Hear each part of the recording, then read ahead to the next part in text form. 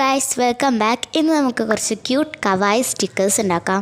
So അതിന് വേണ്ടിയിട്ട് ഞാൻ ഒരു A4 ഷീറ്റ് എടുത്തിട്ടുണ്ട്. എന്നിട്ട് കുറച്ച് ഇമേജസ് ഞാൻ പിൻട്രസ്റ്റിൽ നിന്ന് ഡൗൺലോഡ് ആക്കി അതൊന്ന് പേപ്പർ കോപ്പി ആപ്പ് വഴി ട്രേസ് ചെയ്തെടുത്തിട്ടുണ്ട്. എന്നിട്ട് ഇതെല്ലാം ഒന്ന് കളർ ചെയ്യുക. അതായിരുന്നു ഏറ്റവും വലിയ ടാസ്ക്. ഞാൻ 1 മണിക്കൂർ ഇരുന്നിട്ടാണ് ഇത് കംപ്ലീറ്റ് ചെയ്തത്.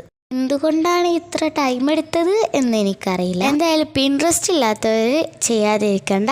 ഗൂഗിളിൽ പോയിട്ട് ക്യൂട്ട് കവായി പിക്ചേഴ്സ് എന്നൊക്കെ അടിച്ചു കൊടുത്താൽ നമുക്ക് കിട്ടും. ഇതിലെ ഗേൾ സ്റ്റിക്കേഴ്സിൻ്റെ ഹെയറൊക്കെ ബ്രൗൺ കളറായിരുന്നു. അതിലും അങ്ങനെയായിരുന്നു. അതുകൊണ്ട് ഞാൻ അതേപോലെ ഇതിലും അങ്ങ് കളർ ചെയ്ത് കൊടുത്തു.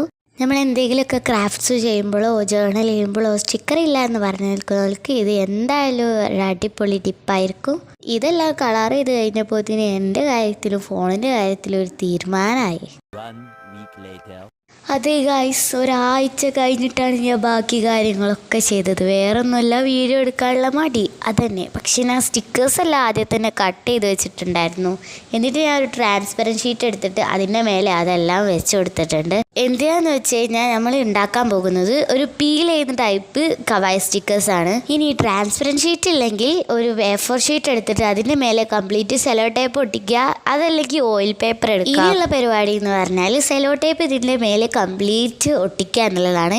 അത് ഞാൻ കംപ്ലീറ്റ് കാണിക്കുന്നില്ല, കാരണം ചിലപ്പോൾ നിങ്ങൾക്ക് ഭ്രാന്ത് പിടിച്ചേക്കാം അത് കണ്ടിട്ട്. എന്തായാലും എല്ലാം കൂടെ ഉണ്ടാക്കി കഴിഞ്ഞപ്പോൾ എനിക്ക് ഭയങ്കരമായിട്ട് ഇഷ്ടപ്പെട്ടു. ഇനിയിപ്പോൾ സ്റ്റിക്കർ ഇല്ല എന്ന് പറഞ്ഞ് പിന്നെ ഈ നെക്സ്റ്റ് വീഡിയോ എന്ത് വേണം എന്നുള്ളത് നിങ്ങൾക്ക് ചൂസ് ചെയ്യുക, നിങ്ങൾ കമൻറ്റ് ചെയ്യുക. അങ്ങനെ നമ്മുടെ ഇത് സെലോ ടേപ്പ് എല്ലാം ഒട്ടിച്ചതിന് ശേഷം നമുക്കിത് ഓരോന്നായിട്ട് കട്ട് ചെയ്യാം. അതെല്ലാം കട്ട് ചെയ്ത് കഴിഞ്ഞാൽ നമ്മുടെ അടിപൊളി കവായി സ്റ്റിക്കേഴ്സ് ഇവിടെ റെഡി ആയി ഗൈസ്. ഇനി നമുക്കിതിനെ പീൽ ചെയ്ത് ഒട്ടിച്ചാൽ കഴിഞ്ഞു. സംഭവം ഇത്രയേ ഉള്ളൂ. ഭയങ്കര ഈസി ആയിട്ട് നല്ല ബ്യൂട്ടിഫുൾ ആയിട്ട് നമുക്ക് ഉണ്ടാക്കാം. അപ്പോൾ എന്തായാലും നിങ്ങൾക്ക് ഇഷ്ടപ്പെട്ടു എന്ന് വിചാരിക്കുന്നു. എന്തായാലും നിങ്ങളൊന്ന് ട്രൈ ചെയ്ത് നോക്കണം, അത്രയ്ക്കും അടിപൊളിയാണ്. അതുപോലെ തന്നെ ഞാൻ നേരത്തെ പറഞ്ഞ പോലെ ഏത് വീഡിയോ ആണെങ്കിൽ നെക്സ്റ്റ് വേണ്ടതെന്നുള്ള കമൻറ്റ് ചെയ്യുക. ആൻഡ് സബ്സ്ക്രൈബ്, ലൈക്ക്, കമൻറ്റ് ഒന്നും മറക്കണ്ട. ബൈ.